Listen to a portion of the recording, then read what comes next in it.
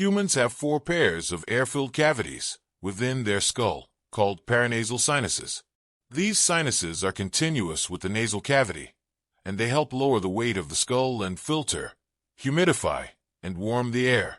Paranasal sinuses are lined by a ciliated pseudostratified epithelium, which contains mucus-secreting goblet cells. Sinusitis is defined as inflammation of the paranasal sinuses. Since the nasal mucosa is simultaneously involved, sinusitis often coexists with rhinitis. Sinusitis is more common among females and is the 5th most common reason for antibiotic prescription. Allergic, non-allergic, and viral insults produce inflammation in the nasal and sinus mucosae, which lead to sinus obstruction and decreased ciliary function. Due to this, the clearance of mucus from the sinuses reduces, which creates a good environment for pathogenic organisms to grow on. Vast majority of the sinusitis cases are caused by viruses, especially rhinoviruses. Others include coronaviruses, influenza A and B, parainfluenza virus, and the respiratory syncytial virus. Common bacterial causes include Haemophilus influenza, Staphylococcus aureus, Streptococcus pneumoniae, and Pseudomonas aeruginosa.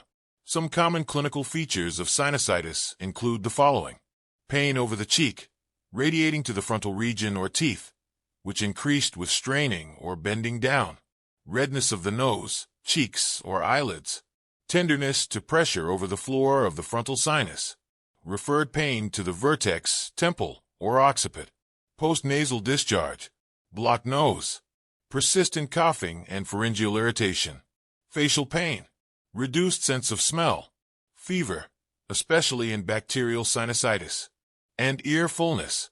Physical examination findings include mucosal erythema, periorbital edema, tenderness over the sinuses, facial erythema, and transillumination of the sinuses. Diagnosis of acute sinusitis is primarily clinical. Management of sinusitis concerns 3 major aspects: providing adequate drainage of the sinuses with oral alpha-adrenergic vasoconstrictors such as pseudoephedrine and phenylephrine, or with topical vasoconstrictors such as oxymetazoline hydrochloride spray. Antibiotic therapy, usually for 14 days.